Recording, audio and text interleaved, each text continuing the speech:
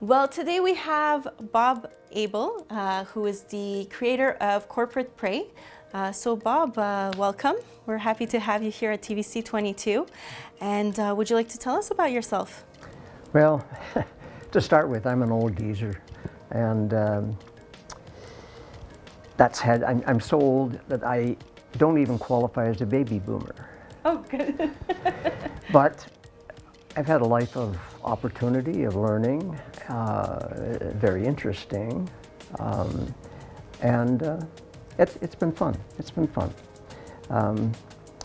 I've always said that if I ever wrote a book about myself, I'd title it after Robert Frost's poem, "The Road Not Taken." Are you familiar with that? No, I'm not. Oh, okay. Well, I'll see if I can, what I remember from my grade, I don't know, no, second year English course. Two roads diverged in a yellow wood, and sorry I could not travel both and be one traveler. Long I stood and looked down one as far as I could to where it bent in the undergrowth. Then took the other as just as fair, and having perhaps a greater need, because it was grassy and wanted wear. Though, for all that, the passing there had left them very much the same. Oh, I kept the other for another day, but knowing how way leads on to way, I doubted that I would ever come back. I'll be telling this ages and ages hence. Two roads diverged in a wood, and I took the one less traveled by, and that has made all of the difference. That's so pretty. That's nice. Yeah, it really is a metaphor for what we go through in life, because we're always meeting paths and saying, do I go this way or that way? And that becomes a critical component. How you react to that becomes a critical component of who we are. So that was Robert Frost's Road Not Taken, and over the years my career path has pretty much followed those kinds of things. You get on a direction and all of a sudden you hint a little one way or the other, and so that's been my life in a nutshell. I mean, historically, I did chemistry in undergrad, and I liked chemistry, but I didn't like the way it was taught. And so, going into my fourth year, I just said, yeah, I'm not going to do chemistry. I finished my chemistry program, but I took, in my fourth year, first year economics, first year psychology, and a couple of education courses. And then I went on and got a teaching job, teaching chemistry. Because I love chemistry, I just didn't like the way other people were teaching it. So I taught chemistry for 3 years. I had a great opportunity to actually pilot a course for New Brunswick, a new innovative course that was developed in the 80s, or sorry, in the 60s. And I piloted that, and that was fun, but I got wanderlust. And one day I was reading an article in the paper, and I saw this piece about them needing teachers in Malaysia. So I decided, let's take that path, let's go to Malaysia. I had no guarantee I'd get my job back when I returned, but I set out for Malaysia. I took a freighter from St. John to Rotterdam, bought a motorcycle.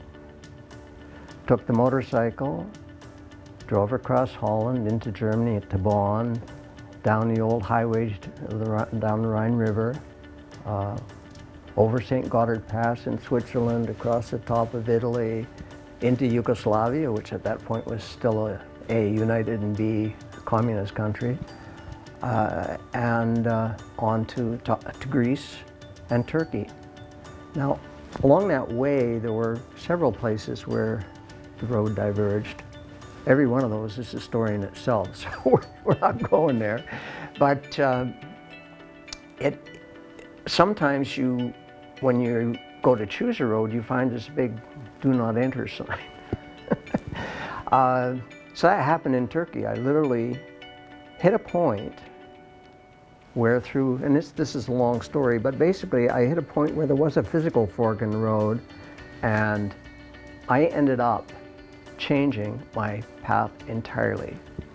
I ended up without my camping gear, without my paratrooper boots that I used for my motorcycle boots, and I was facing 1,500 miles of desert and mountains. Oh, wow. And I said, no, I'm not going to do that.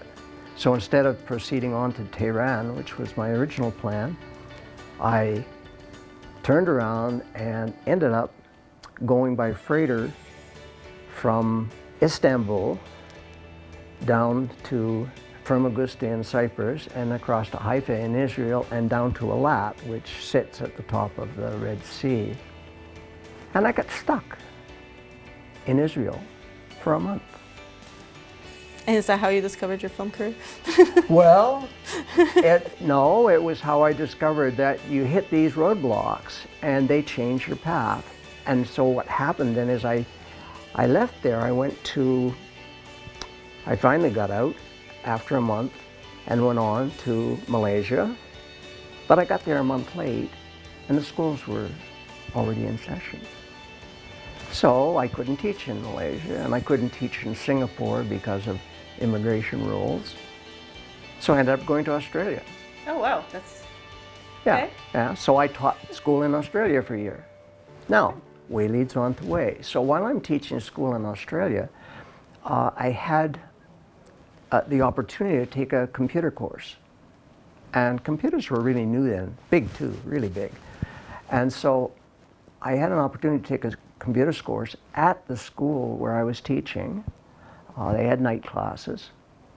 And one day, the instructor, knowing I was Canadian, came and showed me an article about the University of Alberta having a program where they were teaching doctors diagnosis using computer, the early computer-assisted instruction.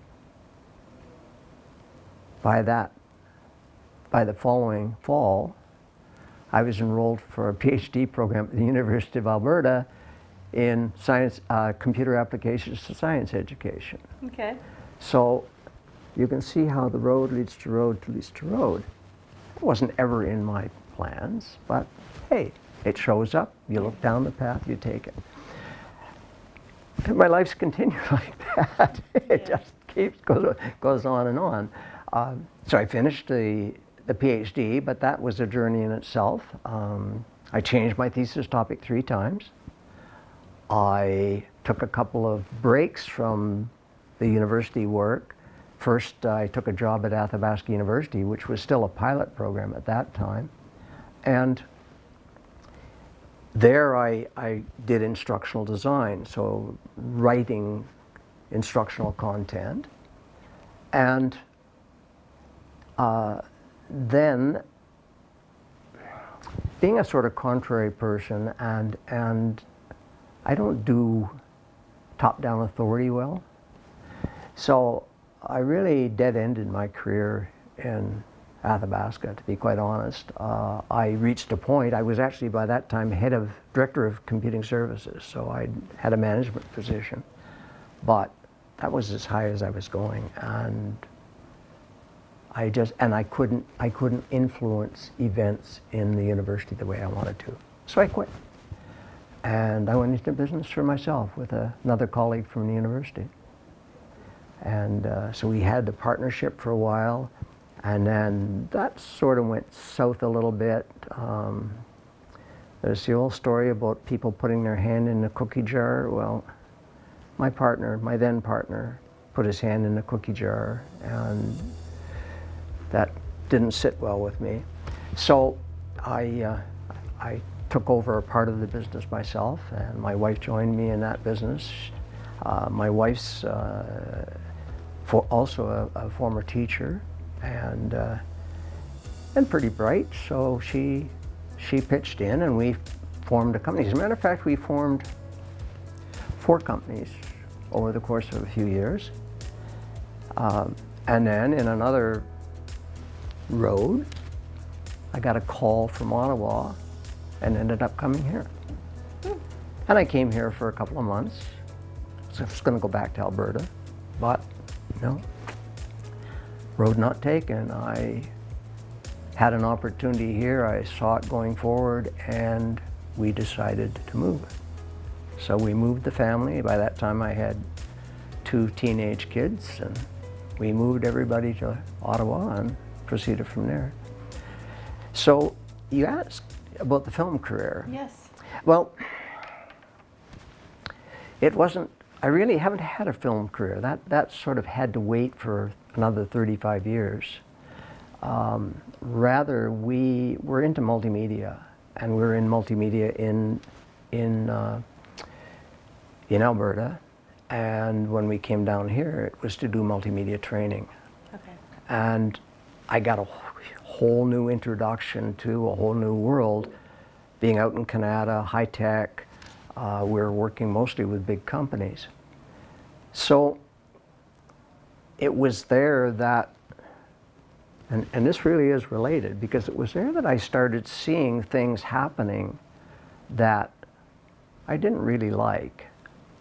For example, there was a bit of a meltdown in the market in 2002, another one in 2008. I finally wrote my first book in 2011 based on those events. But in that 2002 meltdown, 3 companies were found with CEOs having their hand in the cookie jar. Already been there. Didn't want to see that again. But one of those was very personal, because we had gone to the US and had negotiated a $40,000 contract with a company. And we were waiting, just waiting for to get the ink on the signature so we could start on that $40,000 project. And a parent company had a CEO who was found to have his hand in a cookie jar. Oh, wow. And is that what you would say inspired the movie? It was a start to it. It definitely was a start to it, because not the movie so much, but rather I ended up, first of all, writing a book. Oh, did I not bring it? I didn't. No. I wrote a book called Salvaging Capitalism, Saving Democracy, because I realized there's this huge tie between what corporations do and what governments do, how they influence each other, and how they often don't give a fig about you or me or the man on the street. All that's important is the upper-ups. And so I was looking at trends in the stock market. I was looking at things like currency devaluation. I got caught when I was in Eilat, Israel in my 20s by a currency devaluation, because I sold my motorcycle on the streets of Eilat, and bingo, I went to the bank to change my Israeli pounds and found out that day they had decoupled from the British pound, and the Israeli pound was worth a fraction of what it had been. So currency impacts people. And so that was one issue, and there was the issue of the corporate malfeasance and the issue of what was going on in government. And a lot of it stemmed from what really drove the writing. Because I wrote a thesis, for Pete's sake. And you know, you write something like this, and you say, you know, that's enough for a lifetime. I don't need to do this anymore. So I just, you know, had that problem. And then if going back to the movie, you had mentioned when we spoke previously that your wife was reading something, and that also inspired you with the movie? Oh, big time. I was busy writing Salvaging Capitalism, and she went to the big town of Elmont, where a friend had invited a U.S. author by the name of Andrew Harvey. And Andrew Harvey wrote a book called The Hope. And the subtitle is A Guide to Sacred Activism. So he was an activist in a spiritual sense.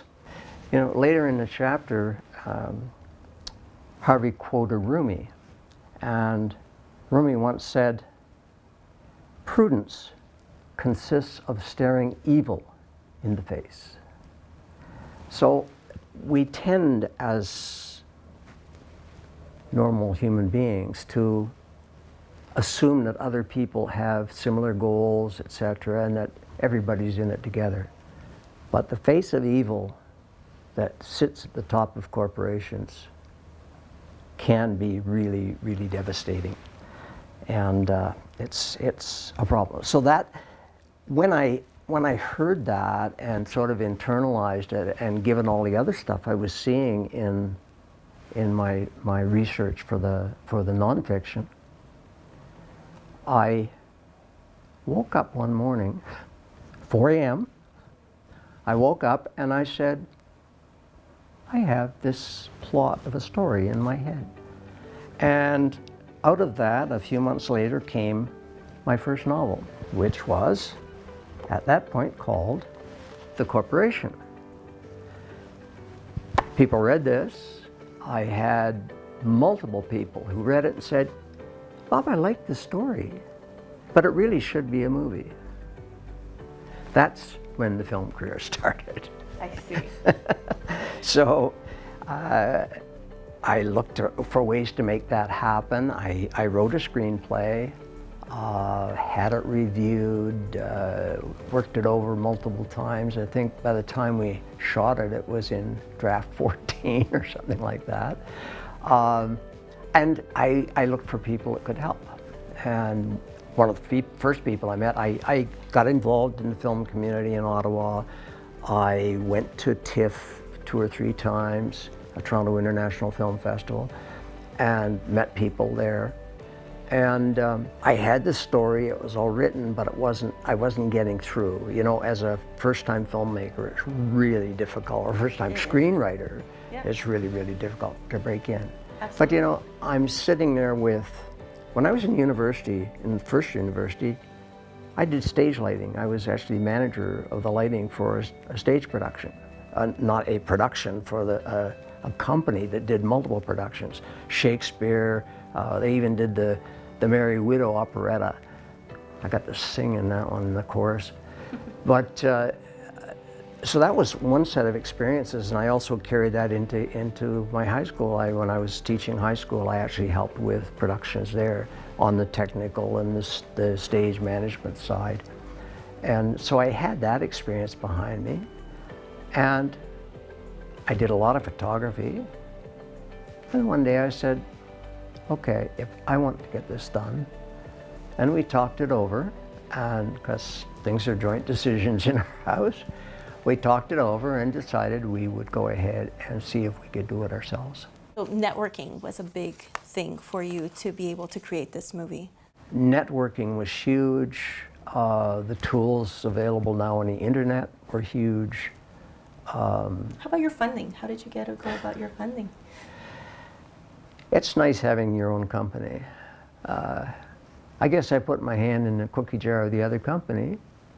But since we were by that time basically sole shareholders, and that company owed me a pot of money for setting it up in the first place, we thought that was okay. We also had some illusions about the way movie funding worked, and particularly rebates and stuff like that, but I won't go there. Suffice it to say, we decided we could do it. And we had a lot of people, a lot of friends in high places that could help with certain things, and we simply did it. You know, there's, again, going back to